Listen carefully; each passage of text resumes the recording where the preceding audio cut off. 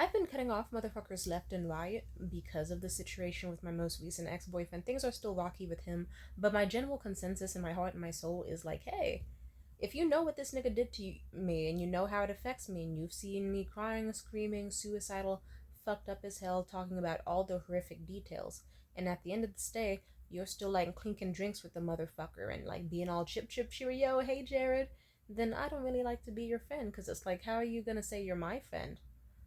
But you're also his friend. There's no play. Like, it's like, no, because that means you're giving him a platform to keep doing what he does to other people and never holding him accountable. And then I'm going to be villainized for daring to, not be the fuck over it. But at the same time, yeah, it's like, okay, so you don't prioritize women's safety. Like, like, just Jesus. I feel like if you actually prioritize women's safety, you wouldn't even want to be that motherfucker's friend. You'd be like, yeah, I want every single opportunity I can to avoid him or shit on him taken. Because with a real friend in any situation, if it's up, then it's stuck.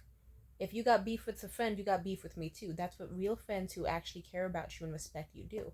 So it's like, oh, okay, so your homegirl was out here getting sexually abused by this dude. And you're just sitting here smiling in his face because you have no fucking morals and you're a people pleaser. You can get the fuck out my way because I think that's nasty. And that's so funny considering like the fucked up scenario with me and my recent ex is that Jared still kind of like is around in a general orbit, but I'm kind of getting rid of his ass too for the same reason.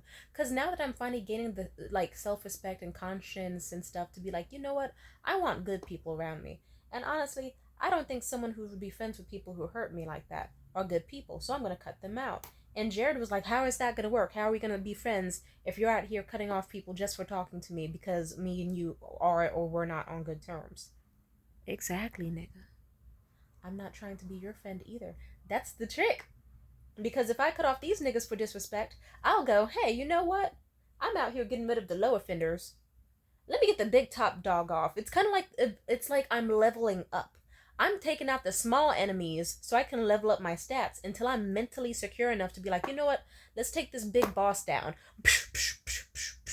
And then I'm free. Home one, most powerful bitch in the building. Also, if anything, like that's also a factor to why it is hard for some abuse victims to leave their abusers. Because they'll have shitty people in their circle. Because they have friends who are like, oh, well, he's still cool and we're going to keep being around him, blah, blah, blah. We don't care about your drama. If you don't like him, just leave. And then they'll get mad at you and villainize you if you actually do leave. Or actually cut them off too. So then eventually you'll be like, okay, this nigga sucks, but so do all these other people. Like, this bitch didn't support me during my time of need. Like, she knew everything that was going on with him. She wasn't supporting me. These people know what he did and they're still fine with him. Yeah, just, like, wow. Whew. And then you'll be like, never mind, let's get the dust bunnies out of here and do some fucking spring cleaning. And then when you're finally done like dusting off the place, you'll be like, let me get rid of this big fucking sofa that I've had and hated my whole fucking life. It's uncomfortable. I don't like it. It just takes up space and it makes me miserable. I could have better things to do in my house if this weren't here. And then you finally do the big fucking thing while you're on that fucking high of like cleaning your house and being motivated. You push out the big fucking couch and you do better. That's how it feels like to finally get rid of your abuser. So if you're like me and you're someone where it's like you kind of have a weird on and off thing where you're like your abuser's still around and they do that thing where like they're a piece of shit, you leave them. Suddenly they start being nice again. Now they want to slither their way back in. Somehow you have sex, somehow you get on good terms, but then you remember what they did or they redo what they did again. Shit hits the fan, shit gets awful, shit gets traumatizing, rinse and repeat. Like, if you're someone who's like me in that regard, don't feel too fucking bad. It's difficult, I know from experience. Sometimes I forget myself how hard it is, and I've gotten mad at others for it, but then I remember, right, how many years did it take me to leave that nigga? Because I had fucked up people in my circle who kept trying to convince me to get back with him, or else they would actually full on bully and harass me if I didn't. Yeah. So sometimes it is like a hive mind, where you have to break out and escape. And you gotta kill all the worker bees before you get rid of the queen bee. That's how it works.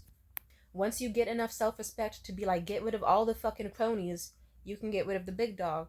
And you can be like, yeah, fuck all these fake ass friends, fuck all these followers who know what he did to me and still follow him, still talk to him at events, still do this, still do that. And even if your nigga or whoever the abuser is, like it doesn't even have to be a romantic situation.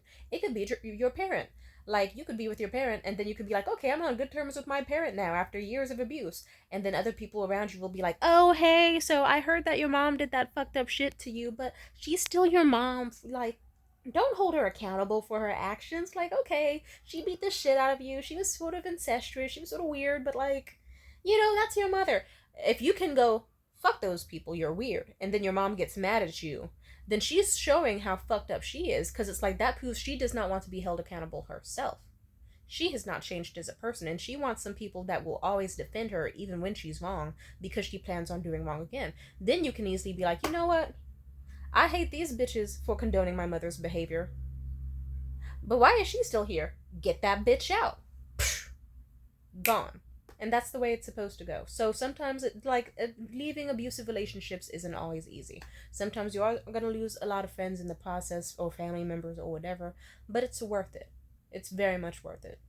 Like sometimes it can happen in reverse. I remember I left my mom, and then afterwards it was like, okay, then I got to see like how many people were gonna shit on me afterwards that I have to clear out. Sometimes it's like that. Like sometimes it's like, imagine you break a vase and then you sweep away like the pieces of the vase. You might still step on a glass shard or two that you didn't notice were there at first, but you sweep them away. You sweep away any fucking dust bunnies around at you while you're at it, and then you got a whole new clean space and you can fucking breathe and not feel pain anymore. And that's how it feels like. So anyway, don't be afraid to do clear outs in your life. Get rid of the abusive motherfuckers from your circle. You will feel better. Will you feel lonely at first? Yes, I will. Like hell, there's an event going on in my area that I'm not gonna go to because it's like, okay, every single nigga who has been a piece of shit to me is gonna be there. And it's like, it's like, okay, I could go and be like, haha, but it's like, I know that would invite more drama. So instead, it's like, nah, like you'll feel lonely at first, you'll feel isolated, you'll feel like shit, but then guess what, you meet new friends. There's 7 billion people on this planet. You don't need to be tripping off that one nigga and his 8 other friends, or his 16 other friends, or his Instagram followers, because you can go on with your life and have a great fucking existence. Like then next thing you know, you'll be like, oh right, I stopped oil painting for a while because I was too busy focusing on that nigga. Let me finish those projects that I actually loved. I stopped doing that passion project because I was too busy focusing on that whack nigga. Let me leave him too. Oh, you know what? Like you'll be like, oh yes, I didn't wear this anymore because he said women who wear that are sluts, or that he thought it was an ugly look. You stopped that project because he said it was bad. You'll figure out the things you lost along the way. There's plenty of stuff I stopped doing because I was in survival mode around my own mother and also around my dad's family when I lived with them for a bit. But once I separated myself enough and dealt with the feelings of loneliness and isolation, it got so refreshing. I remember when I actually left my mom's side and my dad's side. I sat there in that funky ass hotel room and I just was laying there on bed like, okay, I have nobody. Like, except for the few friends online now. And I'm totally alone. But then I thought, holy shit, I'm totally fucking alone. I don't have to worry about anyone else's perceptions of me. Stalking, bullshit, invasions of privacy. I can do what I want. And I had my speaker with me. I turned on my speaker, played some music, danced so fucking hard.